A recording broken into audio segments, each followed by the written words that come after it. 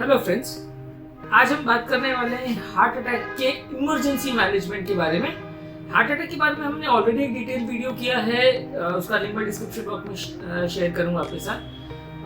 Heart attack के लिए ज़्यादातर लोग हमसे पेशेंट्स या ज़्यादातर पेशेंट रिलेटिव्स हमसे पूछते हैं कि जब इमरजेंसी हो तो क्या करना चाहिए, घर पर अगर प्रॉब्लम आए तो क्या करना चाहिए, जब हॉस्पिटल में पेशेंट को लेके जाए तो क्या चीज़ों का ध्यान रखना चाहिए, कोई ऐसी इमरजेंसी की दवा या टेक्निक या ऐसी कुछ है जिससे हम अपने पेशेंट की जान बचा सके और उसको हॉस्पिटल सेफली पहुंचा सके। इस बारे में काफ़ी लोग हमसे पूछते हैं। आज का वीडियो इसी टॉपिक के बारे में है। इस बारे में घर पे हम क्या चीज़ों को कर सकते हैं और इमीडिएटली पेशेंट को किस तरह से शिफ्ट किया जाए हॉस्पिटल, किन चीज़ों का ध्यान रखना है, इस बारे में हम आज बात करेंगे। सबसे पहले हार्ट डिजीज के बारे में बात करना क्यों जरूरी है। दुनिया भर में सबसे ज़्यादा लीडिंग किलर डिजीज है। ऑलमोस्ट 25 to 30% लोगों को इस तरह की बीमारी होती है और ज़्यादातर 25 to 30% पेशेंट्स की दुनिया में जो भी जान जाती है वो हार्ट अटैक या हार्ट रिलेटेड बीमारियों से ही जाती है। ऑलमोस्ट 50% पेशेंट्स जो जिनकी डेथ होती है हार्ट डिजीज से रिलेटेड वो यंग होते हैं। 25% ऑफ टोटल डेथ्स के लिए ये अकाउंट करता है। इंडिया के लिए बहुत ज़्यादा इंपॉर्टेंट भी है क्योंकि इंडिया को वर्ल्ड का डायबिटीज़ कैपिटल बोला जाता है। डायबिटीज़ हार्ट के लिए और हार्ट अटैक के लिए एक बहुत इंपॉर्टेंट रिस्क फैक्टर है और इंडिया में इसका प्रेवलेंस ऑलमोस्ट 20 इसके द्वारा जान जाने का prevalence almost 25 to 30 lakh deaths per annum है। इंडिया में बहुत ज़्यादा मृत्यु का कारण है, इसलिए इंडियन लोगों के लिए ये डिटेल जानना और भी ज़्यादा ज़रूरी है। सबसे पहले हार्ट अटैक क्या होता है। हार्ट अटैक बेसिकली हार्ट की नली का ब्लॉकेज की बीमारी है। इसमें अगर हार्ट की कोई नली सडनली बंद हो जाए और उसमें जो एरिया को ब्लड सप्लाई करती है वो सडनली बंद हो जाए, नली में क्लॉट जम जाए इसकी वजह से, तो उसे हार्ट अटैक कहते हैं। ये डेंजरस इसलिए है क्योंकि ये हार्ट की नलियां हार्ट के सेल्स को ग्लूकोज और ऑक्सीजन सप्लाई करती है। जब ये नलियां बंद हो जाती है तो सेल्स का ग्लूकोज और ऑक्सीजन सप्लाई बंद हो जाता है। कुछ देर तक तो ये सेल्स अपने ग्लूकोज से स्टोरेज सिस्टम पर काम कर सकते हैं, लेकिन 20 से 30 मिनट से ज्यादा अगर ये नली कंटिन्यूसली अगर बंद रह जाए तो सेल मरना चालू हो जाते हैं और लगभग ये डैमेज 12 घंटे में कंप्लीट हो जाता है। हार्ट अटैक की बीमारी में अर्जेंट या इमरजेंसी ट्रीटमेंट करना जरूरी है क्योंकि हर 30 मिनट जो ट्रीटमेंट में डिले होता है मृत्यु दर 7.5% के हिसाब से बढ़ते जाता है।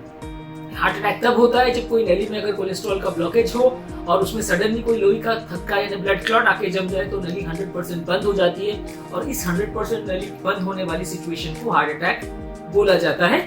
ये टॉपिक कॉमन लोगों के लिए इम्पोर्टेंट है क्योंकि हार्ट अटैक के बारे में हॉस्पिटल में मैनेजमेंट के लिए हमने अलग से टॉपिक किया है, लेकिन हार्ट अटैक के लिए घर पर हम क्या मैनेजमेंट कर सकते हैं, इमरजेंसी सिनेरियो में क्या मैनेजमेंट कर सकते हैं, कैसे इसे रिकॉग्नाइज किया जाए और कैसे अर्ली इसे प्लान या ट्रीटमेंट इसका किया जाए, वो इस बारे में हम आज बात करने वाले हैं।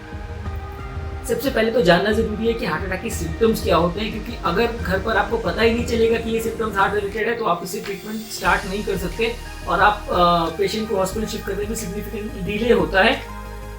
सबसे पहले जानना जरूरी है कि हार्ट अटैक के पेशेंट में सडन घबराहट, पसीना होता है, छाती में सीवियर दर्द होता है, पर ऐसा जरूरी नहीं है कि हर पेशेंट को छाती में दर्द हो। 20 to 30% पेशेंट्स को पेनलेस हार्ट अटैक भी हो सकता है जिसमें पेशेंट को घबराहट, पसीना, बेचैनी इस तरह के सिम्टम्स तो होंगे लेकिन छाती में कोई दर्द नहीं होगा। ज्यादातर पेशेंट्स में क्योंकि हार्ट छाती के बाई तरफ होता है तो ये दर्द भी काफी लोगों को बाई तरफ होता है, लेकिन ये भी कोई कंपलसरी नहीं है। गले से लेकर नाभि तक दोनों शोल्डर में पीछे कहीं पर भी ये दर्द हो सकता है और कंपलसरी नहीं है कि हर पेशेंट को सेम पैटर्न का दर्द हो। कई लोग को सिर्फ लेफ्ट साइड का दर्द ना हो कि सिर्फ राइट साइड का दर्द हो, ऐसा भी हो सकता है। तो पेन कहाँ पर है और किस पैटर्न का है या पेन है या नहीं, सिर्फ इसी पैटर्न को ध्यान में रखकर हम हार्ट अटैक का डायग्नोसिस नहीं कर सकते।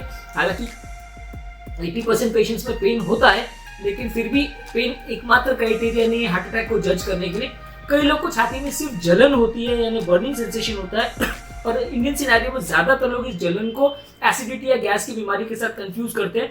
हमारे यहाँ तो ऑलमोस्ट रोज का ही ये ऑब्जर्वेशन है कि ज्यादातर लोग पेशेंट घर में ओवर द काउंटर मेडिसिन जैसे डाइजीन या इनो इस तरह के प्रिपरेशंस को ट्राई करते हैं क्योंकि उन्हें लगता है कि ये जलन एसिडिटी रिलेटेड है और जब रिस्पॉन्ड नहीं करता है, 1-2 घंटे तक भी राहत नहीं होती है, तब वो डॉक्टर के पास जाते हैं।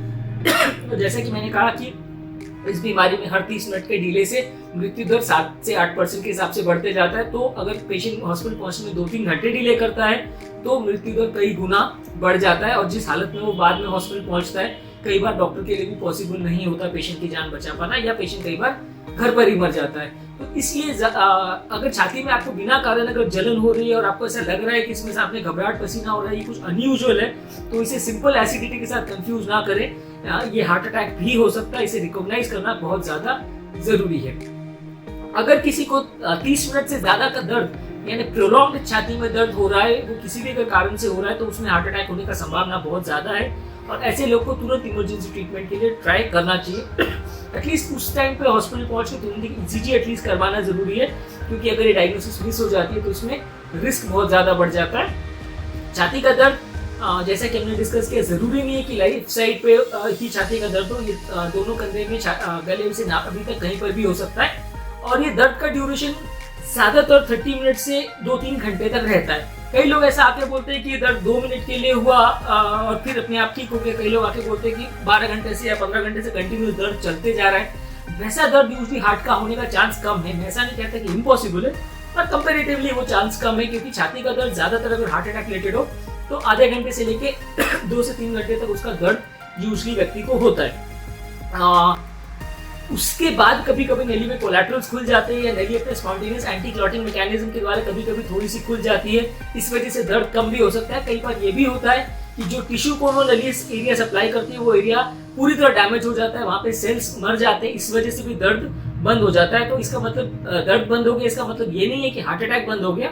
उसका मतलब ये है कि कुछ चेंजेस हुए हैं वहां के सिस्टम में, जिसकी वजह से पेन का सेंसेशन ब्रेन को नहीं पहुंच पा रहा है। बेसिकली ये पेन तब होता है जब हार्ट के टिश्यू डैमेज होना चालू होता है और वहां पे एक लैक्टिक एसिड बनता है और ये लैक्टिक एसिड नर्व फाइबर्स को सेंसिटाइज करता है, जिसकी वजह से ब्रेन के पास मैसेज पहुंचता है कि हार्ट अटैक चालू हो गया है। लेकिन कभी कभी क्या होता है कि टिश्यू इतना ज्यादा डैमेज हो जाता है कि वहाँ लैक्टिक एसिड बनना ही बंद हो जाता है, या थोड़े थोड़े कोलैटरल्स आ जाते हैं जो लैक्टिक एसिड को वॉश आउट कर देते हैं, जिसकी वजह से वो पेन होना बंद हो जाता है। और इसका ये मतलब बिल्कुल भी नहीं है कि हार्ट अटैक बंद हो गया, उसका बस ये मतलब है कि टाइम बीइंग के लिए वहाँ पे लैक्टिक एसिड बनना बंद हो गया, जिसके बहुत सारे कारण हो सकते हैं।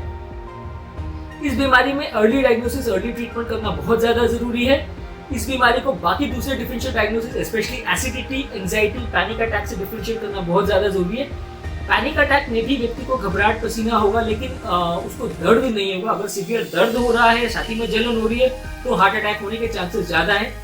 सिंपल अगर सिर्फ घबराहट, पसीना या जान जाने का सेंसेशन हो रहा है, धड़कन बढ़ रही है, तो वो सिंपल पैनिक अटैक में भी हो सकता है, एंजाइटी में भी हो सकता है। जरूरी नहीं है कि वो हार्ट अटैक हो, लेकिन अगर इन सब सिम्टम्स के साथ दर्द भी है, छाती में जलन है, घबराहट के साथ बहुत ज्यादा पसीना वगैरह भी हो रहा है, या चक्कर वगैरह आ रहे हैं, लूज मोशन जैसे सिम्टम्स जो हो रहे हैं, अगर ऐसा चीजें अगर चालू हो रही है तो वो हार्ट अटैक की तरफ ज्यादा पॉइंट करता है। हालांकि ऑब्वियसली इन दोनों चीजों में क्लियरली सिर्फ सिम्टम्स के बेसिस पर डिफरेंशिएट कर पाना थोड़ा मुश्किल है। ज्यादातर ऐसे केसेस में ईसीजी करके ही डायग्नोसिस करना ज्यादा अच्छा है। 20% पेशेंट में पेनलेस हार्ट अटैक होता है। ज्यादातर ये पेनलेस हार्ट अटैक उम्र दराज पेशेंट में, डायबिटिक पेशेंट में, फीमेल पेशेंट में ज्यादा चांसेस है पेनलेस हार्ट अटैक के होने के। इस तरह के पेशेंट ग्रुप्स में आपको थोड़ा ज्यादा कॉशियस होने की जरूरत है, क्योंकि इनको या तो पेन बिल्कुल ही नहीं होगा, या पेन होगा भी तो बहुत माइल्ड फॉर्म में होगा, जिसे ज्यादातर लोग हार्ट अटैक नहीं मानेंगे और सिंपल एसिडिटी या मस्कुलर पेन मान के इग्नोर कर सकते हैं, जिसमें कि पेशेंट को जान का खतरा हो सकता है। अब हम सबसे इंपॉर्टेंट पॉइंट पर आते हैं, हार्ट अटैक अगर हो तो घर पर क्या करें, यानी domiciliary management of heart attack पर हम बात करेंगे। एक चीज तो आप समझ चुके हैं कि हार्ट अटैक अगर है और अगर आपको हार्ट अटैक की डायग्नोसिस लग रही है तो आपको तुरंत हॉस्पिटल पहुंचना जरूरी है। जितना जल्दी आप हॉस्पिटल पहुंचेंगे उतना पेशेंट के लिए ज्यादा अच्छा है, क्योंकि ऑब्वियसली सारी चीजें जो साधन हॉस्पिटल पे अवेलेबल है वो घर पर मैनेज करना ईजी नहीं है, और इन सारी चीजों को घर में अगर अवेलेबल नहीं हो, इमरजेंसी की सारी दवाएं और डिफिब्रिलेटर अगर घर पे अवेलेबल नहीं है, तो सारा ट्रीटमेंट घर पर कर पाना पॉसिबल भी नहीं है। तो फर्स्ट प्रायोरिटी तो ये है कि आप बने जितना जल्दी हॉस्पिटल पहुंचे। तो अगर किसी पेशेंट को आपको हार्ट अटैक का डाउट लग रहा है, बाकी सब कुछ करने से पहले सबसे इंपॉर्टेंट है कि आप इमरजेंसी एम्बुलेंस को कॉल करें। वो सबसे फर्स्ट स्टेप है। कई लोग क्या करते हैं, पूरा ट्रीटमेंट वगैरह करने के बाद उनको ध्यान आता है कि एम्बुलेंस को तो कॉल किया नहीं, और एम्बुलेंस को जब कॉल करते हैं तो पहुंचने में मिनिमम 20 to 30 मिनट्स लगता है। तो सबसे पहला आपका प्रायोरिटी है, सबसे पहली आपकी काम जो आपको करना है वो है कि एम्बुलेंस को कॉल करना है, क्योंकि एम्बुलेंस को ऑब्वियसली पहुंचने में अलग अलग सिनेरियो में कभी 10 मिनट, कभी 20 मिनट इतना टाइम लग सकता है। अगर वो आप ट्रीटमेंट के लिए उस टाइम पर अगर लग जाते हैं तो वो दोनों टाइम कोइंसाइड करने के बदले वो दोनों टाइम एक के बाद एक होते हैं, तो पेशेंट का और ज्यादा टाइम वेस्ट होता है। अगर सब करने के बाद आप एम्बुलेंस के कॉल करेंगे तो उसके 20 मिनट के बाद एम्बुलेंस पहुंचेगी, तो पेशेंट को हॉस्पिटल शिफ्ट करने में और ज्यादा लेट होगा। मेडिसिन की बात करेंगे। मेडिसिन में सबसे पहले काफी लोग हमें पूछते हैं कि हार्ट अटैक अगर हो तो जबान के नीचे रखने वाला वो सॉर्बिट्रेट गोली वो यूज करना चाहिए कि नहीं। मैं आपको ये कहूंगा कि ज्यादातर ये केसेस में ये अप्रोच बिल्कुल गलत है, क्योंकि हार्ट अटैक ज्यादातर नली में क्लॉट जमने की वजह से होता है। और ये नली ये जो गोली जो हम देते हैं ये खाली ब्लड के क्लॉट को नहीं डिसॉल्व करती है, ये खाली नली को थोड़ा सा डायलेट करती है, थोड़ा सा रिलैक्स करती है। पर ज्यादातर हार्ट अटैक जो होता है वो नली के स्पाज्म होने की वजह से होता नहीं है। तो इस वजह से बहुत कम केसेस में ये गोली कुछ ज्यादा सिग्निफिकेंट रिलीफ दे पाती है। और कई फॉर्म्स ऑफ हार्ट अटैक है, खास करके राइट वेंट्रिकुलर इन्फेक्शन वगैरह है, या अगर किसी को कार्डियोजेनिक शॉक वगैरह है, तो ये दवा सडनली बीपी को कम भी कर सकती है, जिससे क्लॉट बनने का चांसेस बढ़ भी सकता है और जान जाने का रिस्क कई गुना बढ़ भी सकता है। ऐसे केसेस में पेशेंट का अगर ब्लड प्रेशर मेंटेन रहे तो वो बहुत बड़ा एडवांटेज होता है डॉक्टर्स के लिए भी, क्योंकि ब्लड प्रेशर अगर मेंटेन रहेगा तो नली के थ्रू परफ्यूजन प्रेशर मेंटेन रहेगा। इवन कोलैटरल्स के थ्रू भी जो ब्लड जा रहा है उसके लिए भी परफ्यूजन प्रेशर जरूरी है। तो बीपी बहुत ज्यादा ड्रॉप ना हो, ये बहुत ज्यादा जरूरी है ऐसे सिनेरियो में। तो सॉर्बिट्रेट की गोली अनलेस आपको एब्सोल्युटली श्योर है कि कौन से टाइप का इन्फेक्शन है और आपको पेशेंट को दे सकते हैं कि नहीं, तभी आपको कंफर्म हो तभी लेना चाहिए।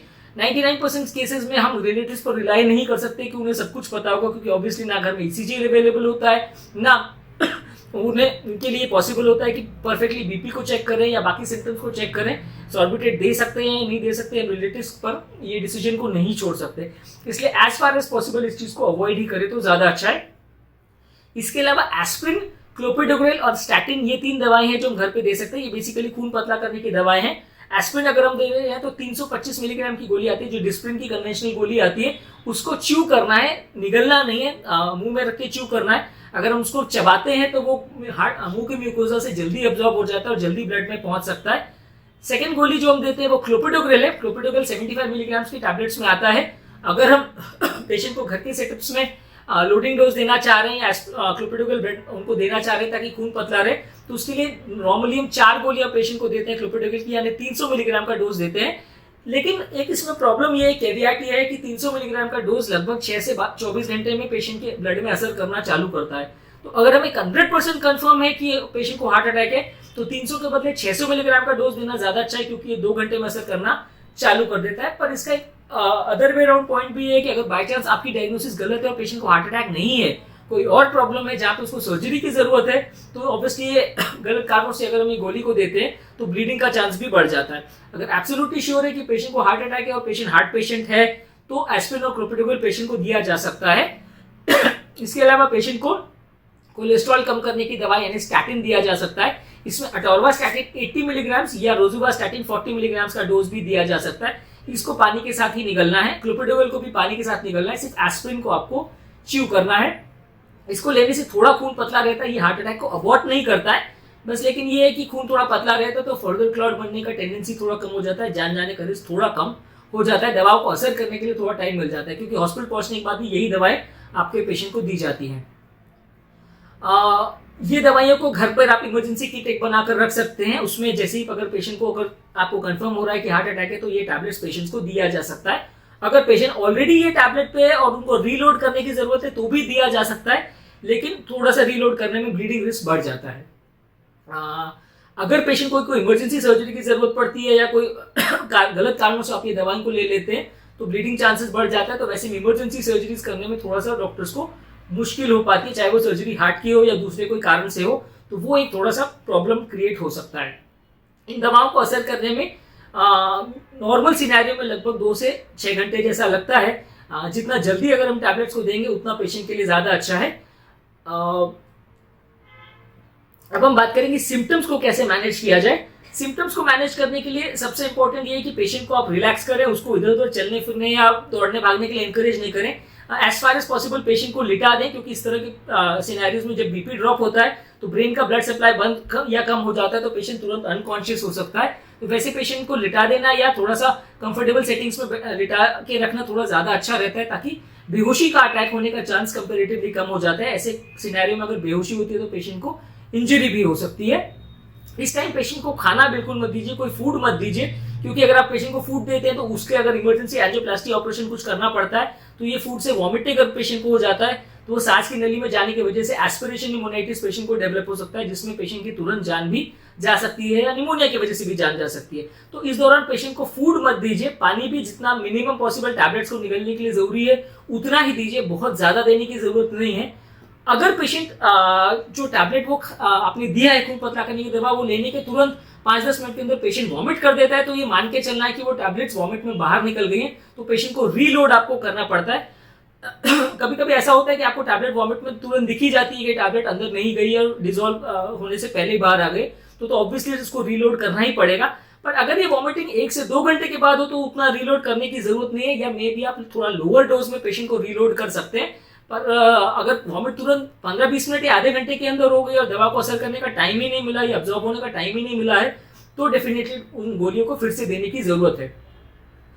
अगर इस दौरान आपका पेशेंट अनकॉन्शियस हो जाए तो आपको तुरंत पेशेंट को एम्बुलेंस में हॉस्पिटल शिफ्ट करना है। एम्बुलेंस में यूजली डिफिब्रिलेशन का डिवाइस रहता है। ज्यादातर अगर आप पेशेंट को हार्ट अटैक के लिए एम्बुलेंस को बुला रहे हैं तो कार्डियक एम्बुलेंस ही होना चाहिए। रूटीन एम्बुलेंस में डिफिब्रिलेशन वगैरह की फैसिलिटी नहीं रहती, तो इसमें जान जाने का रिस्क कई गुना बढ़ जाता है। ज्यादातर हार्ट अटैक में जिनकी भी जान जाती है वो अरिथमिया की वजह से या धबकारा अनियमित होने की वजह से ही जाती है। और अगर ऐसे सिनेरियो में डिफिब्रिलेशन डिवाइस अवेलेबल हो तो आप पेशेंट को हार्ट को तुरंत स्टॉप करके रीस्टार्ट कर सकते हैं और पेशेंट की जान को बचा सकते हैं। अगर डिफिब्रिलेशन डिवाइस घर पर या आसपास अवेलेबल है, ज्यादातर शॉपिंग मॉल्स या बड़े सेंटर्स में, फॉरेन कंट्रीज में तो सब जगह अवेलेबल रहती है। अपने यहाँ पे अगर ना भी अवेलेबल हो तो भी आसपास जितना जल्दी उसको अगर पेशेंट को यूज किया जा सके उतना पेशेंट के लिए अच्छा है। अगर डिफिब्रिलेशन ना अवेलेबल है तो कार्डियक मसाज यानी कार्डियोपल्मोनरी रिसस्सिटेशन चालू कर देना चाहिए। कार्डियोपल्मोनरी रिसस्सिटेशन कैसे करते हैं और कार्डियक मसाज कैसे करते हैं इसके बारे में हम अलग से एक वीडियो कर रहे हैं, तो वो आप उसका लिंक मैं आपके साथ शेयर करूंगा, तो आप वो डेफिनेटली देख लीजिएगा। क्योंकि हार्ट पेशेंट्स के लिए बाकी कोई इमरजेंसी मेडिसिन से कुछ फायदा हो नहीं हो, कार्डियक मसाज का बहुत ज्यादा फायदा है। पर ये कार्डियक मसाज कुछ स्पेसिफिक कंडीशंस में ही करना चाहिए, यानी पेशेंट अनकॉन्शियस हो और उसका हार्ट बंद हो गया, जब आपको ऐसा प्रतीत हो रहा हो तभी करना चाहिए। अगर कॉन्शियस है, पेशेंट बात कर रहा है, तो उसमें कार्डियक मसाज का कोई रोल नहीं है। वैसे पेशेंट में कार्डियक मसाज अगर आप करते भी है तो पेशेंट उनका घबरा जाएगा और कोऑपरेट नहीं करेगा। इसके अलावा अगर किसी पेशेंट को अगर ऐसा लग रहा है कि चोकिंग सेंसेशन वगैरह हो रहा है या बेहोशी के जैसा लग रहा है तो थोड़ा 2-4 बार से जोर से खांसी करने को कह सकते हैं। ऐसा जोर से खांसी करने से थोड़ा सा मेन नली यानी एओर्टा का थोड़ा प्रेशर बढ़ जाता है और उससे कभी कभी क्लॉट डिसलॉज भी हो सकता है, और कभी कभी जो क्लॉट नली को बंद कर रहा है वो अपनी जगह से मूव भी कर सकता है। वो क्लॉट अगर इंट्रा एओर्टिक प्रेशर बढ़ता है तो थोड़ा सा नली का परफ्यूजन भी इंप्रूव हो सकता है। तो ये घरेलू नुस्खा है जिसको हम ट्राई कर सकते हैं। मैं ऐसा नहीं कहता कि इससे जान बच ही जाएगी, पर मे भी थोड़ा सा 2-4% का जैसे बेनिफिट मिल सकता है। इसके अलावा भी अगर पेशेंट अनकॉन्शियस हो जाए और आपको लग रहा है कि हार्ट बंद हो गया है और आपके पास डिफिब्रिलेशन डिवाइस अवेलेबल नहीं है, तो एक थंब कार्डियोवर्जन करके टेक्निक होती है जिसमें आप जोर से हार्ट का जो अल्नर एस्पेक्ट है उसको जोर से छाती पर हिट करते हैं। ये मुक्का को थंब कार्डियोवर्जन की तरह से यूज किया जाता है। जहां पर डिफिब्रिलेशन का फैसिलिटी नहीं हो वहीं पर इसको यूज करना चाहिए, क्योंकि नॉर्मल डिफिब्रिलेशन डिवाइस जब हम यूज करते हैं तो उसका एनर्जी अराउंड 200 जूल जैसा रहता है। हम थंब कार्डियोवर्जन अगर करते हैं तो मैक्सिमम उसमें 15 से 20 जूल्स तक का एनर्जी जनरेट हो सकता है। और थंब कार्डियोवर्जन के लिए बहुत ज्यादा जरूरी है कि एक पर्टिकुलर टाइम हार्ट का जब आर वेव का पीक होता है तभी अगर थंब हार्ट को हिट करता है तो ही उसका असर होगा, अदरवाइज वो कंडीशन डिटोरिएट भी हो सकती है और बार बार थंब करने से चेस्ट को डैमेज भी हो सकता है। तो इसलिए थंब कार्डियोवर्जन रूटीनली रिकमेंडेड नहीं है। पर अगर डिफिब्रिलेशन अवेलेबल नहीं है और आपके पास कुछ करने को नहीं है और पेशेंट को मसाज आप कर रहे हैं लेकिन हार्ट स्टार्ट नहीं हो पा रहा है तो थंब कार्डियोवर्जन को ट्राई किया जा सकता है। अगर करना है तो जितना जल्दी पॉसिबल हो उतना जल्दी करना चाहिए, क्योंकि एक बार अगर हार्ट बंद हुए 4 से 5 मिनट से ज्यादा हो गया तो फिर इसको करने का भी कोई मतलब नहीं है, क्योंकि पेशेंट उसके बाद नहीं बच पाएगा। और डिफिब्रिलेशन अगर डिले किया जाता है 4-5 मिनट से ज्यादा तो मृत्यु दर ऑलमोस्ट 80 to 90% या उससे भी ज्यादा हो सकता है। लेकिन ऐसा सिर्फ वेंट्रिकुलर फिब्रिलेशन वाली जो रिदम होती है उसी में ही होता है। अगर माइल्ड पेशेंट को चक्कर आ रही है, थोड़ा बहुत अनकॉन्शियसनेस हो रहा है तो उसमें इतना डेंजर नहीं है। पर अगर वेंट्रिकुलर फिब्रिलेशन हो रहा है जहां पल्स बिल्कुल नहीं आ रही है और पेशेंट बिल्कुल अनकॉन्शियस हो गया है या बहुत लेबर्ड या गैस्पिंग जैसी ब्रीदिंग कर रहा है तो आपको डेफिनेटली ये सब चीजें जैसे कार्डियक मसाज, थंब कार्डियोवर्जन और डिफिब्रिलेशन ये 3 चीजें ट्राई करना चाहिए। इसका डिटेल डिस्कशन हम कार्डियोपल्मोनरी रिसस्सिटेशन वाली वीडियो में अलग से करेंगे। अब हम बात करेंगे हॉस्पिटल शिफ्ट करने के बारे में। ज्यादातर ऐसे पेशेंट में जैसा कि हमने डिस्कस किया सारे साधन घर पर अवेलेबल नहीं हो सकते, तो इसलिए आपको पेशेंट को बने जितना जल्दी हॉस्पिटल शिफ्ट करना है। जितना फास्ट पेशेंट हॉस्पिटल रीच करेगा उतना पेशेंट के लिए अच्छा है। ऐसे सिनेरियो में आपके लिए बहुत ज्यादा जरूरी है कि एक ऐसा हॉस्पिटल आप रिकॉग्नाइज करके रखें जो सबसे पास में भी हो और जहां पर कार्डियक के रिलेटेड आईसीयू केयर या सारी फैसिलिटीज अवेलेबल हो। कई बार ऐसा होता है कि हम ऐसे सर्कमस्टेंस में जिस डॉक्टर को हम पहले दिखाते रहे हो, भले वो जनरल प्रैक्टिशनर हो या हड्डी का डॉक्टर हो या ब्रेन का डॉक्टर हो या कोई और स्पेशलिटी का डॉक्टर भी हो, तो हम सबसे पहले उसके पास जाते हैं और बाद में वो हमें हार्ट के डॉक्टर के पास भेजता है। और ये शिफ्टिंग के दौरान पेशेंट का इंपॉर्टेंट टाइम वेस्ट हो जाता है, जिसमें उसकी जान जाने का रिस्क कई गुना बढ़ जाता है। कई पेशेंट्स एम्बुलेंस में शिफ्टिंग के दौरान ही मर जाते हैं। तो वैसे सिनेरियो में आपके लिए सबसे ज्यादा जरूरी है कि रिकॉग्नाइज करके रखें कि आसपास में नजदीक में किस सेंटर पे हार्ट रिलेटेड एंजियोप्लास्टी एंजियोग्राफी वगैरह की फैसिलिटीज अवेलेबल है, या एटलीस्ट एक इमरजेंसी केयर फैसिलिटी अवेलेबल है, आईसीयू अवेलेबल है, वेंटिलेटर अवेलेबल है, डिफिब्रिलेशन अवेलेबल है। यही सेंटर्स पे आपको जाना सबसे ज्यादा सेफ है। अगर आप इसके अलावा कोई और सेंटर में जाते हैं तो वहां से आपको ऐसे सेंटर में शिफ्ट किया जाएगा, और ये शिफ्टिंग के प्रोसेस में ऑन एन एवरेज आपका आधा से 1 घंटा मिनिमम लॉस होगा, जिसमें आपके पेशेंट की जान बचने का चांस कई गुना उसमें फर्क पड़ जाएगा। कार्डियक पेशेंट को जब भी आप शिफ्ट करें कार्डियक एम्बुलेंस में ही करें, क्योंकि इमरजेंसी की सारी मेडिसिन और डिफिब्रिलेशन का सारा डिवाइस वगैरह कार्डियक एम्बुलेंस में ही अवेलेबल रहता है। नॉन कार्डियक एम्बुलेंस में ये सब चीजें अवेलेबल नहीं होती, उसमें बेसिकली खाली एक बेड ही होता है और एक पैरामेडिकल पर्सनल होता है जो थोड़ा बहुत सीपीआर वगैरह कर सकता है। पर अगर डिफिब्रिलेशन का डिवाइस अवेलेबल नहीं है तो वो भी ज्यादा कुछ नहीं कर पाएगा। तो ऐसे केसेस में अगर आप शिफ्ट कर रहे हैं तो एज फार एज पॉसिबल अगर अवेलेबल है तो कार्डियक एम्बुलेंस ही यूज करना चाहिए। हाँ, अगर नहीं अवेलेबल है और ऐसा लग रहा है कि कार्डियक एम्बुलेंस आने में कई घंटे का टाइम लगेगा या आधा घंटे 1 घंटे का टाइम लगेगा, तो डेफिनेटली जो अवेलेबल है उतना जल्दी शिफ्ट करें। पेशेंट को अपनी गाड़ी में भी अगर पॉसिबल है तो, अगर कुछ भी अवेलेबल है तो अपनी गाड़ी में भी पेशेंट को शिफ्ट करते हैं, क्योंकि मेन पर्पस ये है कि जितना जल्दी पेशेंट हॉस्पिटल पहुंच जाए उतना उसके लिए ज्यादा अच्छा है। इस चीज में जितना अननेसेसरी डिले होगा उतना पेशेंट के लिए ज्यादा खराब है। इस तरह के सिनेरियो में कई पेशेंट्स का ऐसा भी होता है कि एक हॉस्पिटल में जाते हैं, वहां पे अगर डॉक्टर हार्ट अटैक बोलता है तो उनको लगता है चलो हम सेकेंड ओपिनियन लेते हैं, चलो हम दूसरी जगह जाते हैं, वहां पे डॉक्टर से डिस्कस करेंगे, वो भी अगर कंफर्म बोलेगा तो ही हार्ट अटैक मानेंगे।